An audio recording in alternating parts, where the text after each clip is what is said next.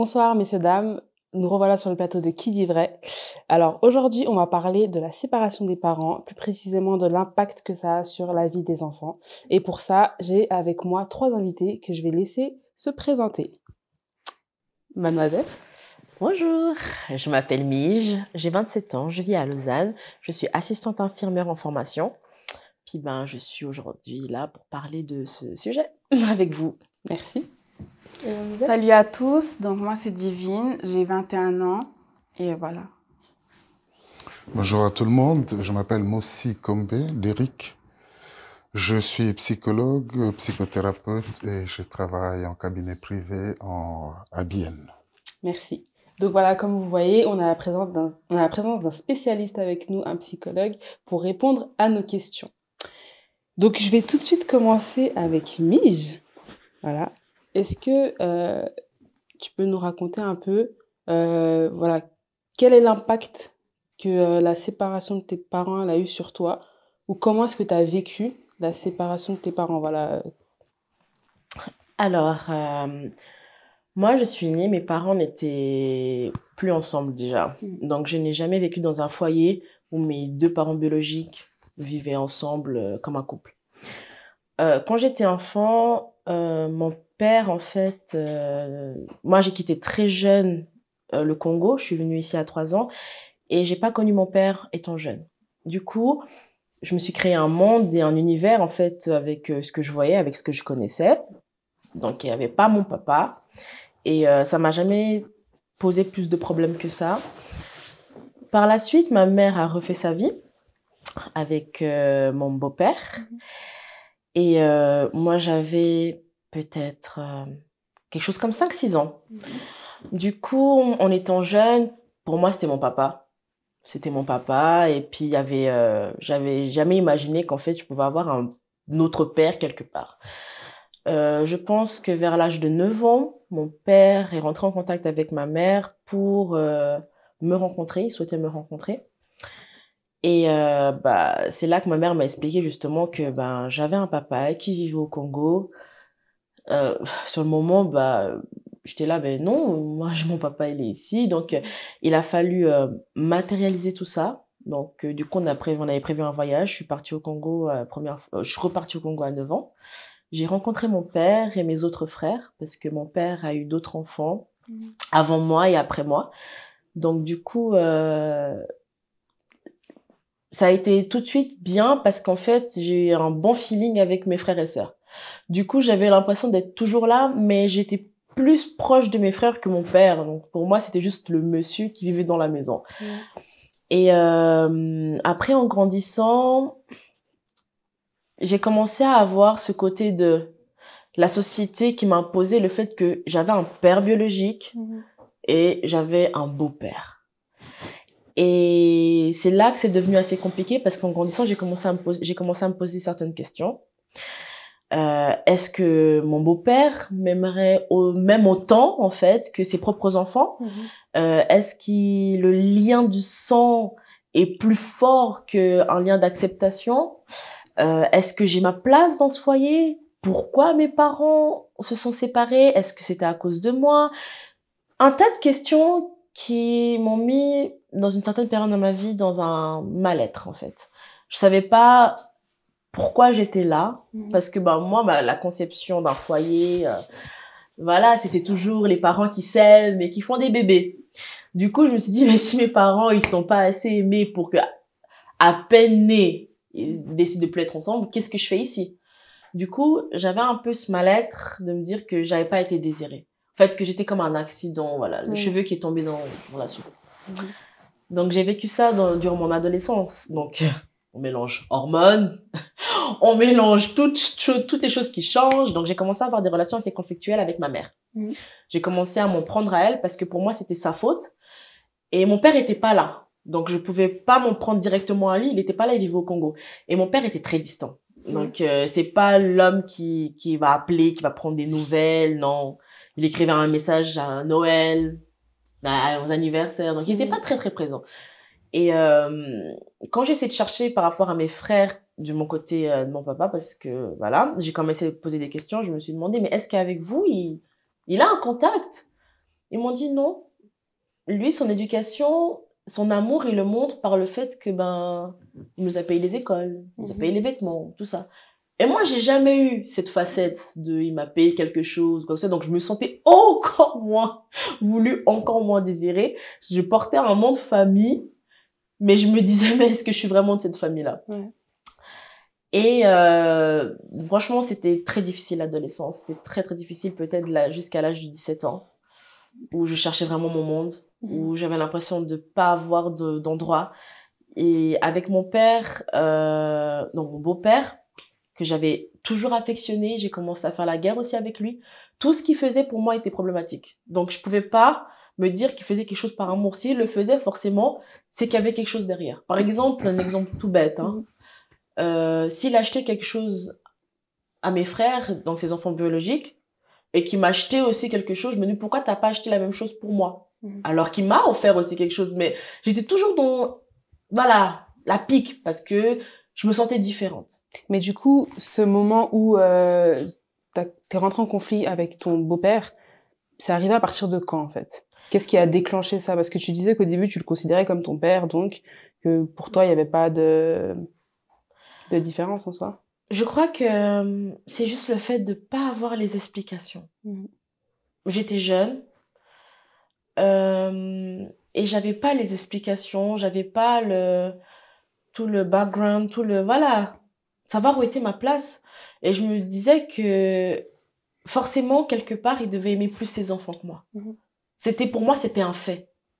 Parce que on m'avait fait entendre que le lien du sang était plus fort que le lien de l'amour direct, en fait.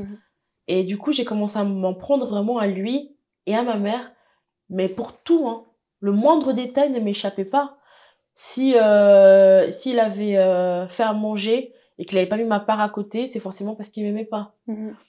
Et c'est une fois qu'en fait je suis devenue mère que c'est là où en fait j'ai compris que j'avais pas apporté tout ce poids en fait, que la séparation de mes parents c'était pas forcément quelque chose qui était lié à moi et que malgré le fait qu'ils n'avaient pas été ensemble, j'avais ma place dans cette vie et puis que je pouvais choisir. Du coup c'était une grosse baffe, vraiment. Quand je suis devenue mère, j'ai pleuré de chagrin d'avoir passé autant de temps à les détester tous. Parce que je me suis rendu compte que malgré le fait que j'avais pas forcément un père à la maison, je veux dire mon père biologique, mon beau-père avait réellement été un père pour moi. Mais à tous les niveaux. Il a pris soin de moi des besoins physiologiques, des besoins vraiment primaires, psychiques, tout. Il parlait avec moi. Et je suis allée m'excuser. Je suis allée m'excuser, donc. Et à partir de là, j'ai plus jamais eu vraiment de problème avec le fait que mes parents... S'étaient séparés? Non. Pour moi, ils avaient fait leur route, ils avaient fait leur vie. C'était leur business, leur problème. Et c'était à moi de me trouver maintenant et trouver un sens à ma vie sans forcément impliquer ou accuser quelqu'un d'autre, en fait. Donc voilà. Merci Mich pour ton témoignage. Moi aussi, je voulais demander, est-ce que c'est normal ce mal-être que Mich expliquait chez un enfant qui a subi la séparation de ses parents? Bon, le mal-être que Mich explique, je ne sais pas si c'est lié à la séparation des parents, parce que à 3 ans déjà, vous aviez déjà eu un père de substitution, un beau-père qui a joué les rôles paternels. Donc, la figure paternelle était là. J'ai l'impression que dans le parcours de Mich, il y a... Bon, vous n'avez pas répondu à une question importante qui était à quel âge ça s'est commencé de se passer, ces difficultés avec les parents. À la rencontre, en fait, de mon père biologique, quand je suis revenue... Ouais, mais c'était à quel âge? 9 ans. 9 ans, ouais. À partir de 9 ans, ça a commencé. Voilà, on entre dans l'adolescence. On entre dans l'adolescence et c'est une période de rébellion. Qu'on soit avec ces deux parents-là, en tout cas à l'adolescence, on a tous une crise. Et la crise, elle va sur les difficultés de vie, qui peuvent être des difficultés scolaires, des difficultés relationnelles, des choses comme ça. Et là, effectivement, vous étiez dans une situation où Du coup, vous êtes devant une situation où vous avez deux pères. Et ça fait quand même conflit, entre guillemets. Hein, comment je vais gérer tout ça? Et puis, c'est qui est entre ces deux messieurs? C'est la maman. Donc, on tape sur tout le monde. Hein. C'est vraiment, je crois que c'est pas forcément lié à la difficulté ou aux souffrances d'avoir eu des parents divorcés, mais plutôt à l'adolescence. Et là, la difficulté de vie de Mich était d'avoir deux papas. Deux papas, on dira que c'est deux papas qui vous aiment. C'est le père biologique, malgré qu'il est au Congo, il a fait des démarches pour.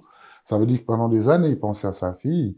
Et puis, le père qui vous a adopté, le père du cœur, en tout cas, vous l'avez reconnu plus tard, il était toujours là. Hein? Oui, bien sûr. Donc souvent, en tout cas, ce qui s'est passé pour Mich, souvent, c'est quand on devient aussi parent. C'est là, il y a beaucoup de choses On réalise beaucoup de on choses. réalise beaucoup de choses. Il y a des choses qu'on avait aussi enfouies qui reviennent. On fait des recherches pour ceux qui en ont pas, savent pas où se trouvent, enfin, qui font des recherches. Mais je pense que sa crise, elle est beaucoup plus liée à l'adolescence, qui est une période de crise pour tout un chacun de nous. Si je peux me permettre par rapport à ce qu'il vient de dire, que je pense qu'il est tout à fait vrai, parce qu'après, j'ai réfléchi beaucoup à tout ça. Ce que je voudrais rajouter, c'est surtout pour moi, ce qui était difficile, c'est que pendant la période d'adolescence, on se sent seul. On se sent pas compris, on est révolté pour tout et n'importe quoi. Et moi, j'avais ce sentiment d'abandon. J'avais ce sentiment d'abandon de mon père, que j'ai transformé à toutes les sauces. Donc, vraiment, je prenais tout. Et je mélangeais beaucoup de choses. Et je peux pas dire que en soi, j'ai vraiment souffert du manque, en fait, de la séparation de mes parents. Parce que j'avais un foyer aimant. Mes parents faisaient des activités. Généralement, on dit que, par exemple, nos parents africains font pas vraiment d'activités. Alors, chez moi, c'était pas du tout ça. C'est pas toujours vrai. Ouais, c'est pas toujours vrai. Les stéréotypes, bien sûr, hein.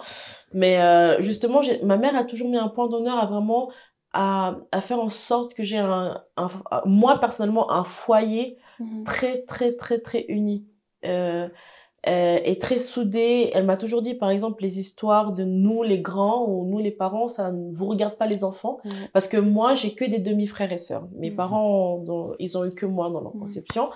Mais ma mère, elle nous a toujours dit depuis le plus jeune âge, t'as pas de demi-frères et sœurs, sont tes frères et tes sœurs, et on est un seul foyer. Avec ton père biologique, avec ton père voilà, ton beau-père, on est un seul foyer. Et puis, les histoires d'adultes, ça nous regarde. Mais le problème, c'est qu'en disant ce genre de phrase, elle m'expliquait pas aussi ce qui s'était passé. C'était pas de sa faute, peut-être que elle savait pas comment l'aborder. Et moi, dans cette période de rébellion, ce que j'avais besoin, c'était de comprendre. Et quand on est jeune, on a besoin on pense que les parents, en tout cas moi, ce que je pensais, c'est que les parents doivent amener les informations à nous. Et c'est pas à nous d'aller les chercher. Et c'est une démarche que j'ai faite plus tard. Parce que moi, je suis devenue maman très jeune. Très jeune, bon. J'avais 19 ans. Et du coup, à partir de là, j'ai quand même essayé d'aller chercher les réponses pour me sentir en paix. Tant que j'avais pas les réponses, je pense que j'aurais pu durer encore quelques années comme ça, sans vraiment comprendre le pourquoi, en fait, je me sentais abandonnée, mais sur tous les niveaux, en fait.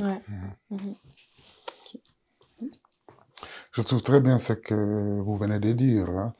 On va compléter, dire que les informations doivent être cherchées et données. C'est la personne qui a besoin de savoir quelque chose qui doit s'approcher de la personne capable de le lui donner. Hein? Si vous vous posez des questions, pourquoi j'ai été abandonné, alors que votre maman ne savait même pas, ne pouvait même pas s'imaginer que Mich se sent abandonnée. Donc, elle ne peut pas vous répondre à quelque chose qu'elle ne sait pas. C'est à vous de dire, mais moi, je me sens abandonnée. Et puis, c'est à elle de dire, ah, mais pourquoi? Et on discute. Et on s'explique. Et on arrive à des choses bien. J'aime beaucoup, il y a une publicité, mais je ne sais plus si ça passait sur la télévision française ou suisse, où la personne dit, ici, c'est pas marqué la poste. Je sais pas si ça vous dit quelque chose, cette publicité. Bon, en gros, ça veut dire que ici, toutes vos questions existentielles ne sont pas marquées ici. Et vos parents ne peuvent pas savoir quels sont les problèmes que ma fille ou mon fils a. Vous devez exprimer ce qui se trouve dans la boîte pour qu'eux, ils vous apportent des réponses. Hein. Donc, les informations doivent être cherchées et données. Hein. D'accord? Merci. Divine, est-ce que tu peux nous raconter un petit peu, pour toi, comment ça s'est passé, la séparation de tes parents? Moi, c'est comme Mige. Avant même que je sois née, en fait, ils étaient déjà plus ensemble. Du coup, j'ai toujours grandi avec ma mère parce que c'était mon père qui était pas là. Donc, j'ai grandi avec ma mère et mon frère à Berne. Après, on a déménagé. Et pour moi, je peux pas dire comment je l'ai vécu parce que c'est normal. Par exemple, comme les enfants qui grandissent avec des parents homosexuels, si tu leur demandes comment tu te sens d'avoir grandi avec des parents qui ont le même sexe, ils vont te dire normal parce qu'ils ont toujours connu ça. Donc moi, j'ai toujours connu ça, le fait qu'il est pas présent. Mais après, moi, à la différence de Mich, c'est qu'il téléphonait souvent, même si je m'en rappelle pas, mais il venait souvent nous voir et il téléphonait aussi beaucoup. Et maintenant, quand j'étais adolescente, j'ai compris en fait qu'il m'envoyait de l'argent, des cadeaux, des si. Et je pense que c'était pour compenser le fait qu'il soit pas là. Et je pense qu'il s'en voulait un peu aussi du fait qu'il m'a pas élevée en soi. Donc quand j'étais enfant, je le vivais très bien. J'ai eu une bonne enfance personnellement parce que j'ai grandi en fait avec les meilleurs amis de ma mère. Donc nous on dit tonton, donc un tonton et une tantine. Et ils ont 2 enfants. Et j'ai grandi avec eux, donc tout ce que eux ils faisaient, moi je faisais aussi. Donc ils ont une marraine, et moi j'allais aussi avec eux chez leur marraine. Donc on allait au zoo, on allait faire de la luge, enfin plein d'activités. Donc en soi, j'ai pas une mauvaise enfance pour après penser au fait que j'ai pas un père présent physiquement, disons. Donc étant enfant, ça allait. Après, à l'adolescence, je pense que c'est là que c'était un peu compliqué. Et encore une fois, pour moi, c'est pas le fait qu'il a pas été là, mais c'est plus en fonction de la personnalité de ma mère, qui est une personne très calme, qui dit souvent pas grand-chose. Et donc moi, à cet âge-là, il y a des choses que j'aurais aimé savoir, que je ne savais pas et qu'on ne me disait pas. Et puis, comme il l'a dit aussi, oui, il faut... la personne qui veut savoir, elle doit aller chercher les informations. Moi, justement, j'allais chercher les informations, je lui demandais, mais on m'en donnait pas. Donc, un jour, je me souviens, parce que j'aime bien fouiller dans les affaires de ma mère, j'ai trouvé des lettres, vu qu'à l'ancienne, ils communiquaient comme ça. Et j'ai lu, en fait, ces lettres, même si l'écriture était un peu bizarre, mais j'ai lu ces lettres et c'est comme ça, en fait, que j'ai compris que avant que je sois née, ils étaient déjà plus ensemble, leur histoire, à peu près. Parce que sinon, personne ne me l'a raconté comme ça, en discutant. Donc, du coup, ça, c'était vraiment quand j'avais 14 ans, 15 ans, comme ça. Et je pense que ça a quand même joué sur ma crise d'adolescence, parce que j'étais insolente, rebelle, j'écoutais personne. Ça veut dire que ma mère, des fois, elle tentait, mais elle savait déjà que j'allais pas l'écouter, de me dire, par exemple, de pas sortir, j'allais quand même le faire. Et je pense que je profitais un peu de me dire qu'il y a que elle. Ça veut dire qu'il y a personne d'autre qui va m'empêcher de faire ce que j'ai envie. Et parce que honnêtement, je pense vraiment que s'il aurait été là, bien sûr, je serais quand même sortie. Mais je me serais dit, j'affronte déjà ma mère et après j'affronte encore quelqu'un d'autre qui va me dire de pas sortir. Donc flemme un peu. Du coup, comme c'était ça ma mère, je l'écoutais pas. À l'école, on avait des carnets. Le carnet était souvent rouge pour insolence, pour réponse aux profs, pour plein de choses. Et ma mère, ça me fait de la peine des fois parce que je me dis que quand il y avait des trucs où les parents ils devaient venir, on devait toujours lui dire quelque chose sur moi. Déborah a fait ci, Déborah a fait ça. Et puis, des fois, c'est drôle, mais au bout d'un moment, je pense que t'es fatigué d'entendre toujours quelque chose qui va pas, en fait, avec ta fille. Mais malgré ça, elle me disait rien. Et je pense aussi que c'était par rapport au fait qu'elle se disait au fond d'elle, même si elle me l'a jamais dit, mais je pense, c'est que elle a pas grandi avec son père. Donc, je vais un peu la laisser faire, vu que de toute façon, elle m'écoute pas aussi. Donc, je pense que ça fait partie de ça. Et puis, quand j'ai eu 16 ans, comme ça, là, c'est là où j'ai commencé à avoir un peu des souvenirs de communication avec mon père. Moi, je savais pas ce qui s'était passé, pourquoi il était pas là et tout. Donc, je m'intéressais pas plus que ça. Mais quand j'ai eu 16 ans, 17 ans, c'est là où je voulais savoir, en fait, ce qui s'était passé. Et ma mère, elle parle pas, donc je sais déjà qu'elle allait rien me dire. Et lui, je lui demandais, et il contournait les choses et tout. Et puis maintenant, du coup, ma mère, elle me couvait aussi, beaucoup. Je dois l'avouer que c'est vrai que comparé à mon frère, moi, elle m'offrait plus de choses. Et là, une fois, elle m'a permis d'aller à Londres, et je pense que j'avais 16 ans. Et je suis allée chez la famille de ma mère. Et c'est lui qui venait me chercher, donc vu qu'il habite à Londres aussi. Et on était dans la voiture, et puis il devait s'arrêter pour aller chez lui. Et moi, j'étais dans la voiture, et il devait prendre un truc vite fait. Il m'a dit, tu veux rentrer? Et moi, bah non, vu que c'est un truc vite fait, donc j'allais attendre 5 minutes, c'est pas grave, je suis restée. Mais bref, après je suis rentrée.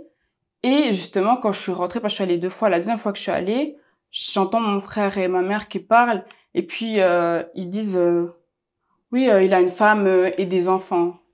Et puis moi, j'ai pas compris, j'ai dit, mais comment ça? Oh, mais tu savais pas? Ben non, je savais pas. Et c'est là en fait que ma colère envers mon père, elle a commencé. Parce que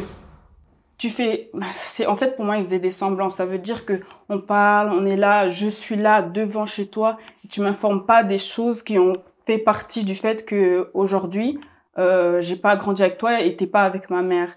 Donc en fait ma colère elle a fait que grandir, grandir, grandir, grandir, grandir envers lui. Et et à chaque fois qu'il venait, ben c'était toujours le conflit, à chaque fois. Mais du coup, t'étais blessée, en fait, d'avoir... qu'il t'ait caché cette vérité-là? Oui, beaucoup. Blessée, en colère. Et puis après, je vais pas rentrer dans les détails, mais les actions que lui, il a faites, je les ai pas acceptées. Même si c'était pas envers moi directement, mais ça touchait ma mère. Même si peut-être à l'heure actuelle, c'est pas grave pour elle, mais c'est comme si c'était sur moi. Donc, pour protéger ma mère, entre guillemets, alors qu'elle a pas besoin forcément. Mais je suis en colère pour elle. Donc, ça veut dire que je lui en voulais. Aujourd'hui, je lui en veux moins. Je vais pas dire que je l'en veux plus parce que c'est faux. Mais je l'en voulais. Et j'étais très insolente, encore une fois, impolie. Mais après, par la suite, je me suis excusée de ma manière de m'exprimer. Parce que c'est ça le problème avec moi, c'est que je dis des choses vraies que tout le monde a envie de dire, mais la manière dont je vais le dire, elle est jamais la C'est ça bonne. qui va être un peu Et problématique. donc voilà, et c'est toujours le problème. Et puis là, du coup, on était allé en Afrique et c'était la première fois que je parle autant mal, je pense, à mon père.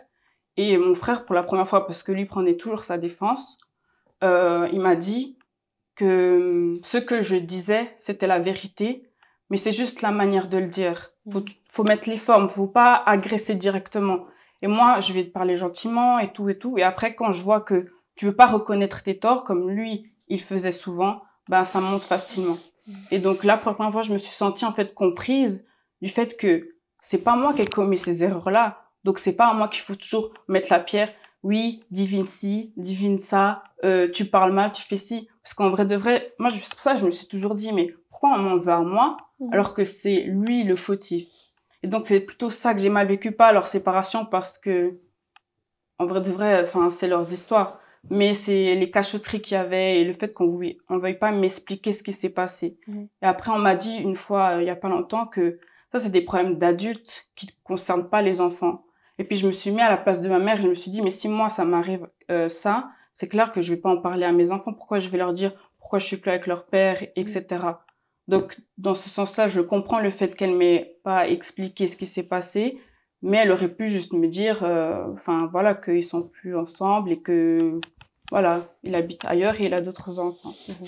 Moi aussi, par rapport au témoignage de Divine, on a l'impression, en fait, qu'il y a eu une confusion, peut-être, entre les histoires des parents et ce que l'enfant, en fait, il doit comprendre, peut-être, de la séparation des parents. Comment est-ce qu'on fait, en fait, la distinction entre ce qu'on doit raconter aux enfants et ce qu'on doit pas leur dire? Comment les préserver, en fait, par rapport à ça? Intéressant. Intéressant le parcours, on va dire le parcours de Divine. Ok. Elle est née, les parents étaient déjà séparés. Ça veut dire qu'elle était conçue pendant que les parents étaient ensemble. Son histoire est liée, l'histoire de chaque personne, de chaque enfant est liée à l'histoire aussi des parents. Personnellement, je trouve que c'est important, ça c'est aussi la responsabilité des parents, c'est important que chaque enfant connaisse son histoire. C'est très important. Et connaître son histoire, c'est lié à l'histoire aussi des rencontres de nos parents, aussi de leur histoire à eux.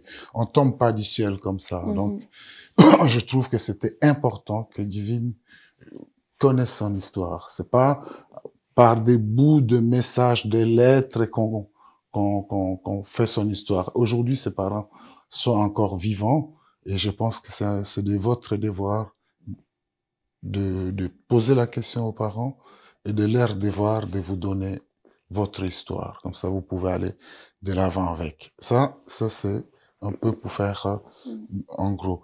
Quant à savoir qu'est-ce qu'on peut ou ne pas dire aux enfants, je trouve que dans des situations, on parle de divorce, de divorce, de séparation. Je trouve que dans des situations de divorce, de séparation, qu'on le veuille ou pas, les enfants sont impliqués. Les enfants sont impliqués. Quand il y a des troubles à la maison, les enfants sont là.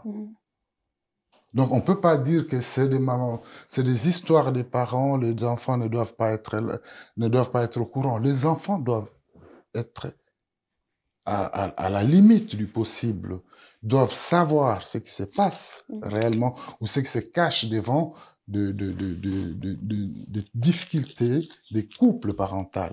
Ça, c'est important. Et ils ont le devoir aussi de se faire leur idée, de savoir. Moi, je trouve que et ce qui est malsain, c'est qu'un enfant puisse prendre position. Vous me suivez? Oui.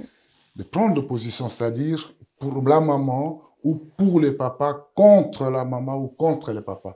Il ne faut pas se faire allier d'un des parents.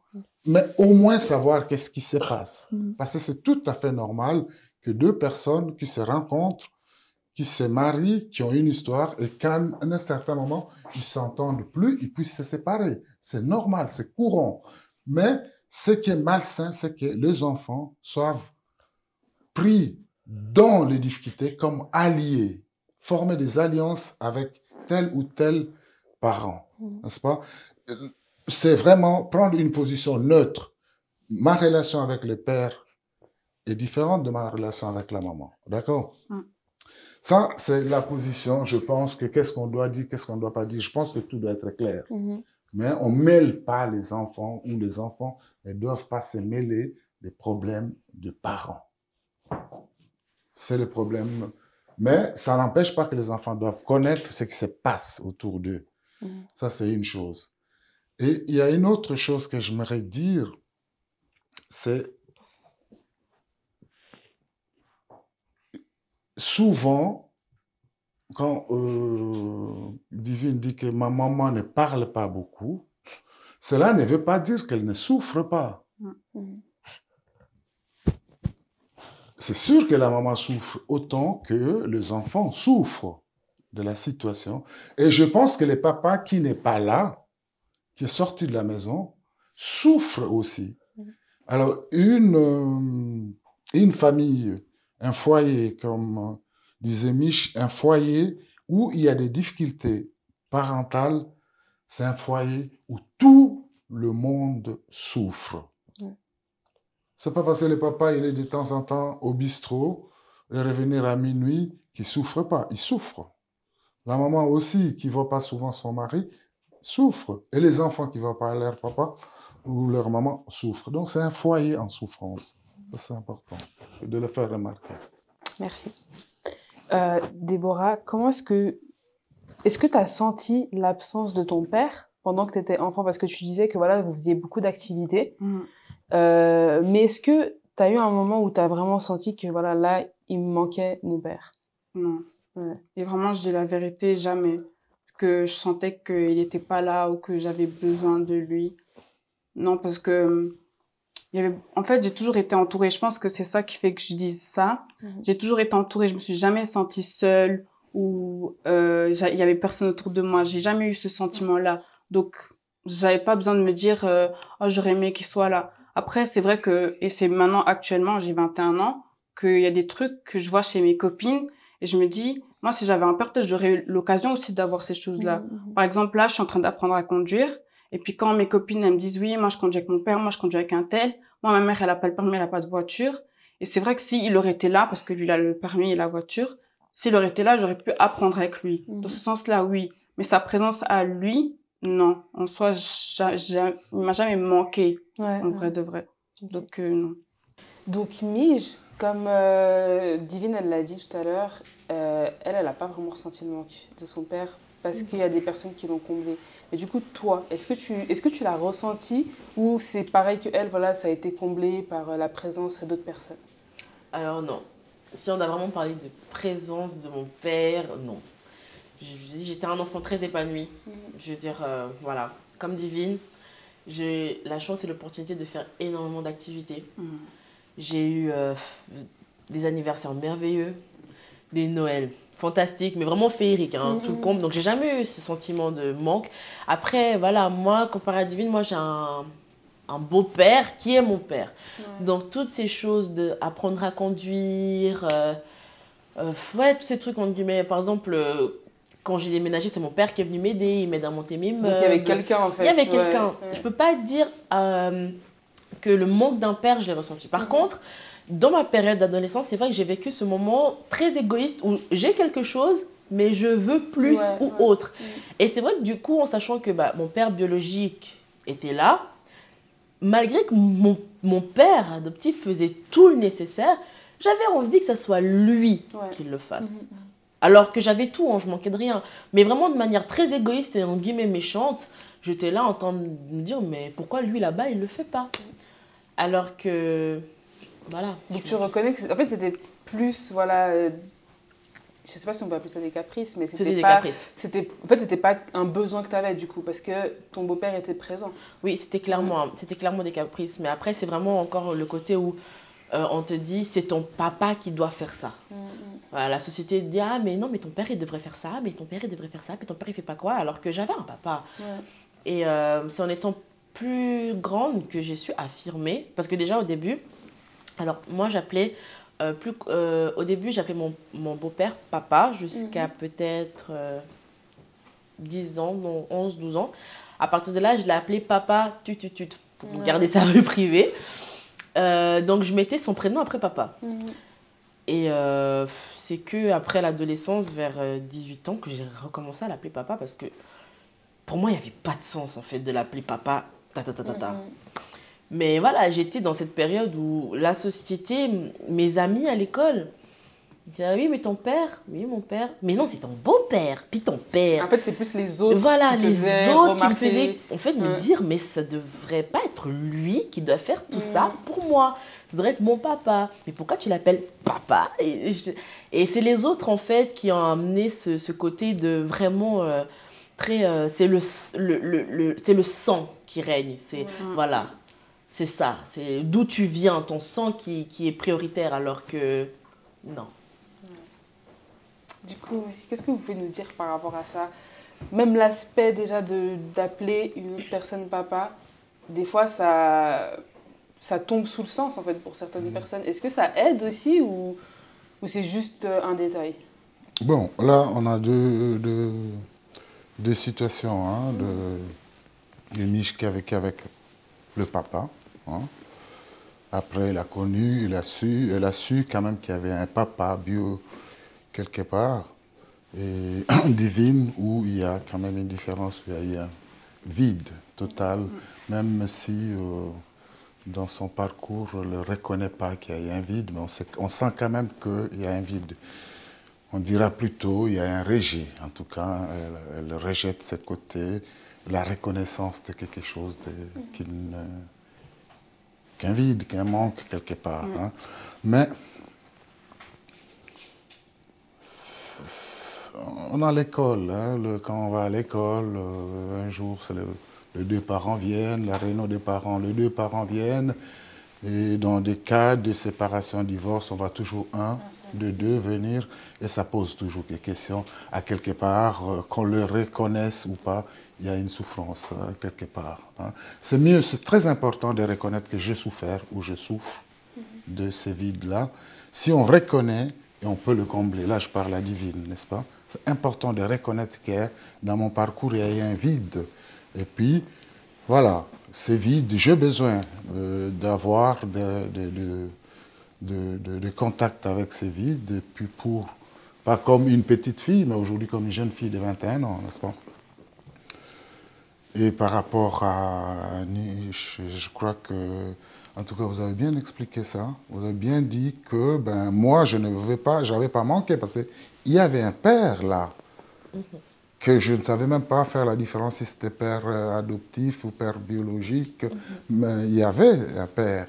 Donc j'avais tous mes repères. C'est un peu la société qui vient après pour dire, mais la société a été informée certainement par la famille, par vous. Donc après on commence, c'est des fois une manière d'un peu de nous dénigrer.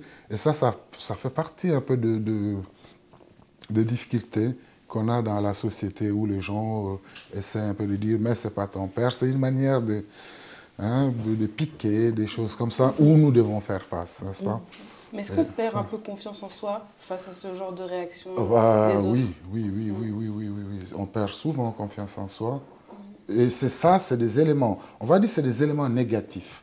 Quand on est confronté à des éléments négatifs ou des remarques négatives auxquelles on n'arrive pas à faire face, on perd confiance. Hein. Ça, c'est sur tout plan. Ça peut être sur le plan intelligence, raciale, plein. Quand on est confronté, qu'on n'arrive pas à s'affirmer, et c'est très difficile pour les jeunes enfants qui sont confrontés à leur histoire, c'est très difficile de faire face à ce genre de situation, on perd confiance. Et ça commence le début, des fois, des difficultés psychologiques où on parle de perte de confiance, perte d'estime, des choses comme ça. C'est beaucoup lié à ce genre de remarques. Et là, Mich avait dit, après la maternité, j'ai pu faire face à mon histoire. Je appelais mon papa, papa, plus papa XXX, n'est-ce pas? C'est-à-dire, on s'affirme. On s'affirme, on dit, ben ça c'est mon histoire, je la prends et je vis avec. Hein? On s'affirme. Mais il y a des gens qui ne peuvent pas, qui n'arrivent pas, même à plus que 30 ans, ils cachent un peu leur partie d'histoire. C'est pourquoi je dis, cacher des fois des choses qui ne sont pas à cacher, ça nous met en danger nous-mêmes. Hein? On perd confiance. Si on sait que ce n'est pas le vrai papa, on n'accepte pas que c'est le vrai papa et qu'on dit papa, alors que intérieurement on ne l'intègre pas, ça fait un conflit. Hein? Et là, des fois, en soi, ce n'est pas bien. Et c'est important de faire face à son histoire. Faire face, c'est-à-dire à son histoire, c'est assumer et vivre avec ça. Je suis fils de parents divorcés, ce n'est pas grave. Je suis là. Hein, ma place dans cette société, je dois avancer avec ce que je suis. Exactement. Est-ce que je peux me permettre juste de dire rebondir sur quelque chose qu'il a dit de merveilleux, parce que c'est tout à fait ma mentalité que j'ai développée, parce que bon, moi j'ai eu un très grand mal-être durant l'adolescence par rapport aussi à mon histoire de vie, parce que du coup bah voilà, j'avais perdu mes repères, mais moi c'était vraiment le côté, si je peux dire, le fait de me dire pourquoi j'existe. Parce que vraiment, moi, j'avais dans ma tête, un foyer, c'est un papa et une maman qui s'aiment et qui font des enfants. Donc moi, si je suis arrivée un peu comme ça, c'est que forcément, j'ai dû être un accident. Voilà, je ne devais pas être là et puis bah, j'ai été là. Du coup, je l'ai vraiment mal vécu. Puis il y a un moment donné, j'en ai eu marre. Vraiment. Puis moi, j'ai un caractère, vraiment. J'ai un gros caractère. J'ai même, je crois que celui le plus de la maison. Par exemple, moi, bah, comme Divine, moi, j'ai eu des conflits avec mes parents. J'étais très impolie aussi. Donc moi, je rentrais dedans, je disais les vérités. Vous êtes content ou pas content, bah, je les disais. J'étais vraiment une peste, en tout cas, pour ce que je vois maintenant. De ce que j'étais avant, je me trouvais vraiment une peste. Mais à un moment donné, je me suis dit, non, je ne peux pas continuer à vivre comme ça. Parce que des fois, je pleurais et je dis, mais moi, je veux des problèmes comme mes amis, je veux avoir des problèmes de cinéma parce qu'ils ne m'ont pas laissé aller. Puis j'avais l'impression d'avoir des problèmes déjà trop... voilà. Mais je pense que c'est parce que je m'habillais trop de cette souffrance et j'essayais pas de vivre réellement ma vie, en fait. Je vivais juste la continuité en fait, des problèmes, entre guillemets, que mes parents avaient eus. Et je me suis habillée avec ça sans réellement me dire, mais toi, qui es-tu ? Donc vraiment, quand je suis tombée enceinte de mon fils, c'est là où en fait j'ai développé une rage de vouloir vivre, parce que je suis tombée enceinte de mon fils, j'étais pas au courant, j'ai fait un déni de grossesse. Et du coup, là, j'avais eu l'impression, en fait, que encore une fois, la vie, le sort, le bon Dieu, je ne sais pas qui c'est, quelqu'un avait encore décidé pour moi. Et j'avais l'impression que toute ma vie, ça avait été comme ça. On avait décidé pour moi, on m'avait mis là, on m'avait donné un nom de famille. Tu avais l'impression de subir, en fait. De subir. Choses, ouais. Mais c'est ça, c'est vraiment le mot, de subir une vie qui ne m'appartenait C'était pas. la tienne, ouais. Je me dis, mais non, je veux dire, si c'était pour venir sur Terre pour ça, je ne serais pas venue. Et je me suis révoltée durant ma grossesse, j'ai dit, non, c'est trop. Maintenant, peu importe qui est ma mère, qui est mon père, qui est mes frères et sœurs, c'est moi qui décide de la femme que j'ai envie de devenir demain. Peu importe si j'ai pas forcément eu ça dans mon foyer, je vais aller le chercher ailleurs. Du coup, je me suis attachée avec des personnes qui pouvaient m'apporter exactement ce que je voulais. Par exemple, un truc tout bête, hein. Je voulais lire. Je voulais être comme certaines personnes, parce que j'aimais beaucoup des fois quand j'étais posée dans le bus, voir des personnes qui ouvraient leurs livres et puis ils lisaient. Mais moi, je n'avais pas ce réflexe-là, parce que je n'avais pas forcément grandi dans un cadre où les gens le faisaient automatiquement. Lisaient, voilà. Et je allais faire quoi? Je allais me mettre à côté d'une fille devant la classe qui, elle, lisait tous les jours. Et c'est à partir de là où je me suis dit, non, je m'appelle Mij Nzei, c'est mon prénom, c'est mon nom et j'ai le droit. Et je me suis dit, je ne peux plus mettre l'excuse ou la faute sur d'autres personnes. Et je dois vivre ma propre existence avec mon taux d'échec, avec mon taux de réussite. Mais au final, je pense qu'il est donné à tout un chacun, peu importe d'où on vient, peu importe sa famille, peu importe ses amis, peu importe tout en fait, de pouvoir choisir. Et c'est la période la plus importante. C'est là où vous parlez justement d'affirmer notre identité. C'est ne plus se dire parce que ma mère, parce que mon père, parce que mes frères, parce que si. Mais de s'affirmer en tant Mais que moi, personne.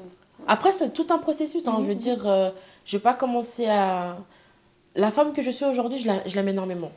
Mais elle n'est pas née de quelques jours. Je l'ai construite au fil des années. Et puis même les souffrances que j'ai vécues par rapport à la séparation de mes parents. Si mes parents étaient ensemble, je ne pense pas que j'aurais été aussi forte.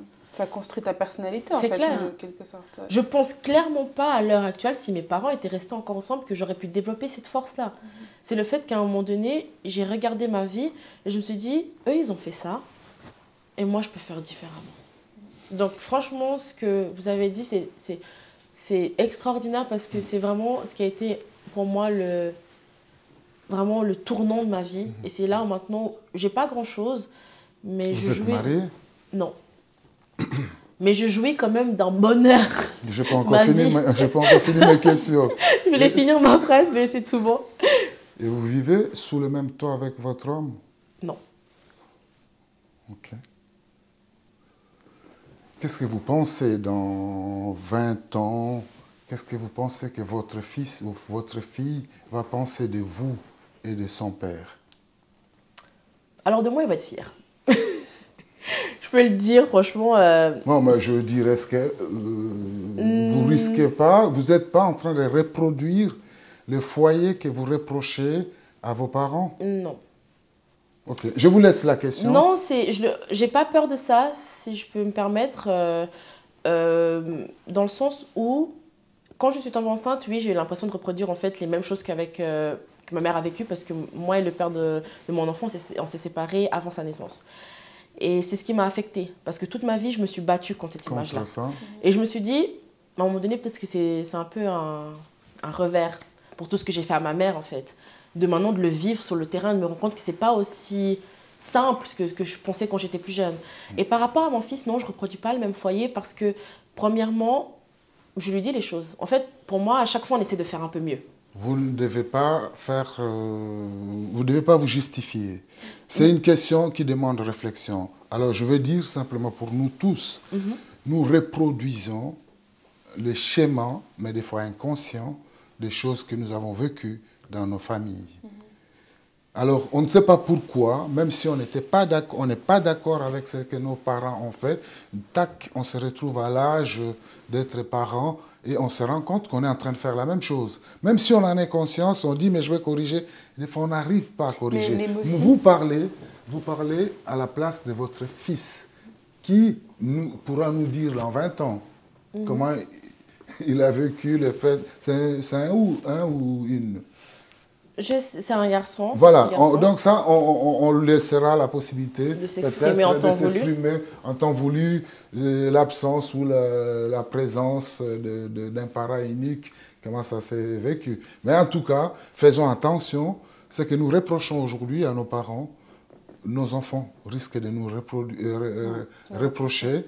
Pourquoi? Parce que sans qu'on le veuille, on se bat contre ces choses, mais on les reproduit. On les reproduit.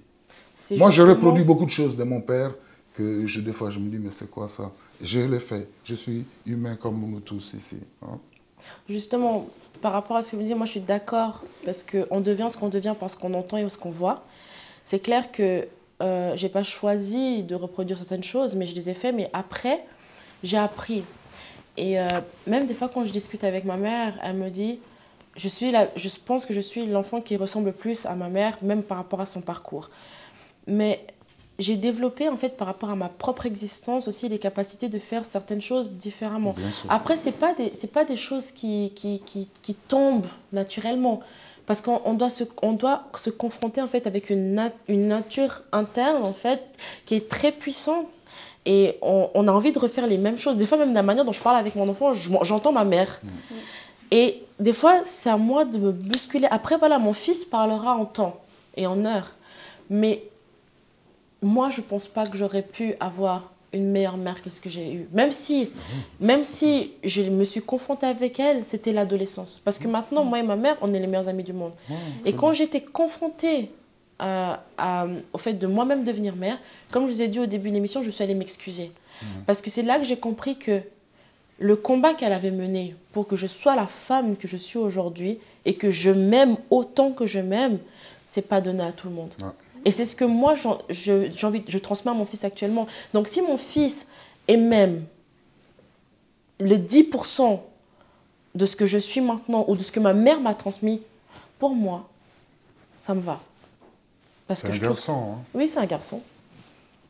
Et je pense justement que ce côté de... Oui, il ne doit un pas garçon... être privé de son papa. Hein. Non, je ne parle pas de ça. Après, non, voilà, je vous dis simplement. Mais je pense que justement aussi, cette mentalité de dire qu'un garçon doit vivre auprès de son père, il n'y a pas tous les pères qui sont bons à vivre. Je ne dis pas qu'il doit vivre avec son père. Après, je n'ai aucun conflit avec le père de mon enfant. C'est juste qu'il ne doit pas être privé de relation avec son père. Je pense que ce n'est pas bon pour un enfant d'être privé de l'amour de ses parents si ils sont prêts à lui donner. Après, bon, moi, je n'ai pas de conflit avec le père de mon fils, mais après, je pense que quand on devient parent, il y a des choix à faire. Des décisions qui sont très difficiles, même je pense aussi pour ta maman.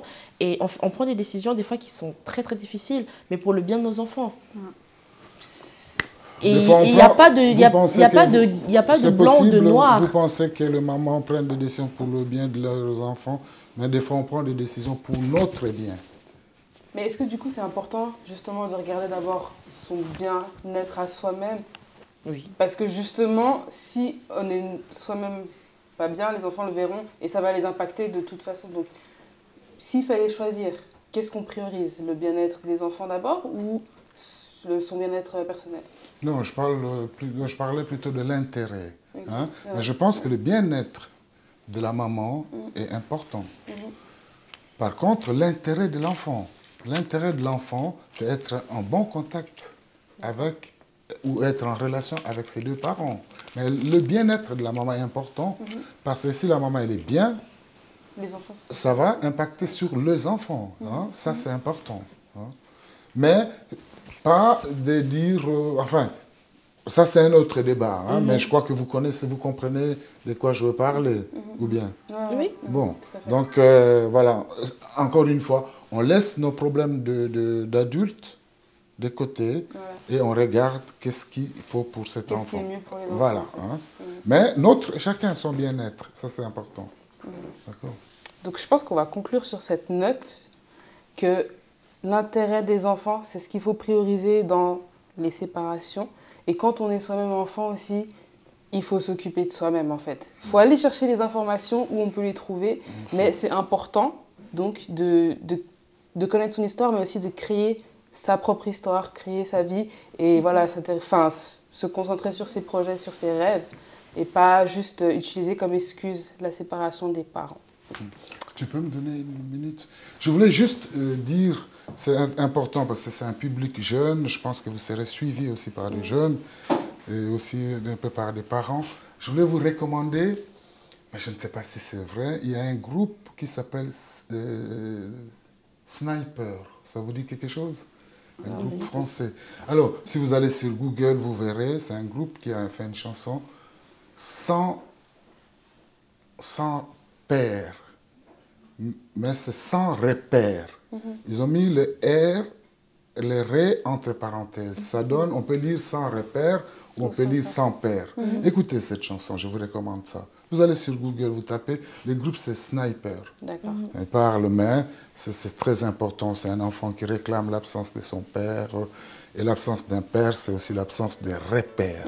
Hein, et les repères dans la vie de tous les jours, dans la vie de quelqu'un. Voilà. Merci beaucoup, hein, je t'ai devancé. Donc on va conclure sur cette note. Allez chercher la chanson Sans repère de Sniper. Prenez soin de vous, c'était Qui dit vrai. La place d'un père, la place d'une mère dans une famille, la place de deux êtres chers sans cesser mais pour la vie, unis par leur volonté, par les sentiments en commun, simplement réunis et on craint rien enfin, c'est ce qu'on dit mais pas toujours ce qu'on voit. J'ai demandé pourquoi, on m'a répondu c'est la vie, puis-je donner mon avis, faut que je reste en dehors de ça. Quand l'amour se transforme en haine et qu'on se déchire devant moi, voilà ce qu'il en est et ce n'est pas autrement. Comprends tant d'engouement pour l'histoire de mes tourments, le temps évolue.